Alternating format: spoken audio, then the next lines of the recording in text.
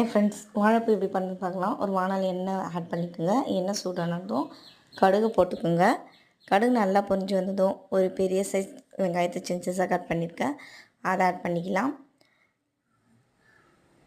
வெங்காயம் நல்லா வதங்கி வந்தோடனே ஒரு 5 காஞ்ச மிளகாய் ஆட் பண்ணிக்கலாம். கூடவே கருவேப்பிலை, கொத்தமல்லி ஆட் பண்ணிக்கலாம். இது நல்லா வதங்கி வரட்டும்.